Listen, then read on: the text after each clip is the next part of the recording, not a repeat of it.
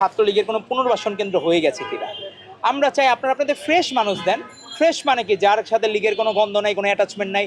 আমাদের যারা সুপ্রিম তিনজনকে দেওয়া হয়েছে, VP candidate, GS candidate, AGS candidate, তাদের তো লীগের সাথে কোনো একটা ছবি নাই।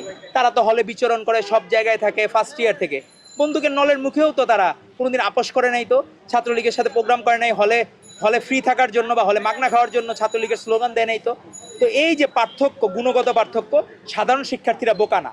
অনেকের কথাই মনে হয় তারা মহিলা, মানে আমাদের নারী বোনদেরকে পকেটে নিয়ে ঘুরে তাদের ভোট ব্যাংক নিয়ে ঘুরতেছে, কিন্তু এটি সঠিক না।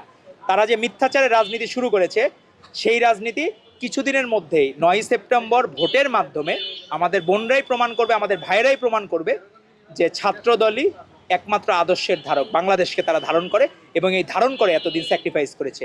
আর বৈষম্য বিরোধী ভাই বোনদের জন্য আমার একটু খারাপ লাগে, তারা মানুষই 5-6 জনের মধ্যে 3 গ্রুপ হয়ে গেছে তারা। তো এটি আমাদের জন্য পীড়াদায়ক। স্বাধীন বাংলাদেশে আমরা যখন এক সূত্রে গাথা, তারা ভালো শিক্ষাগুলো আমাদের কাছ থেকে নিচ্ছে না। আমাদের ভারপ্রাপ্ত চেয়ারম্যান জনাব তারেক রহমানের যে নেতৃত্বের প্রতি আস্থা রেখে ছাত্রদল যে প্যানেলটি দিয়েছে, তাতে কিন্তু কোনো বিদ্রোহী ক্যান্ডিডেট নাই। আপনারা দেখবেন না একজনও ছাত্রদলের বিদ্রোহী ক্যান্ডিডেট আছে। তার থেকে তারা শিক্ষা নিচ্ছে না।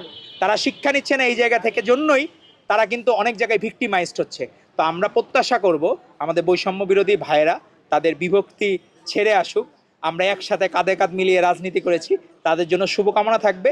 আর ইনশাল্লাহ সুষ্ঠু নির্বাচন হলে ছাত্র দলের প্যানেল, আবিদ হামিম মায়েদের প্যানেল বিজয়ী হবে ইনশাল্লাহ। বিষয় হয়েছে সাম্য হত্যার বিচারও আমরা আজ পর্যন্ত পাই নাই। উনি একটি রাজনৈতিক মতাদর্শকে ধারণ করেন। এখন বিষয়টা কি ঘটছে আমরা অনেক কিছুই জানি না। এখন উনি কিভাবে, ভিতরের কি কথা, এখন কোনোভাবে ইসলামপন্থী রাজনৈতিক দলই তাকে প্রেশার দিচ্ছে কিনা, উনি যেটিকে ধারণ করে, প্রেশার তো সেদিক থেকেই পায় মানুষ। নিজের সংগঠনের থেকেই তো প্রেশার সবচেয়ে বেশি থাকে যে এদেরকে বিজয়ী করার জন্য। হয়তো বা সেইটা উনি পারবেন কি পারবেন না, কারণ আমাদের ক্যান্ডিডেট হচ্ছে বেস্ট ক্যান্ডিডেট। 24-এর গণ অভ্যুত্থানের নায়কদের থেকে ক্যান্ডিডেট হয়েছে। আবিদ হামিম মায়েদের যে প্যানেল, এরা কিন্তু 24-এর গণ অভ্যুত্থানের নায়ক কিন্তু এরা।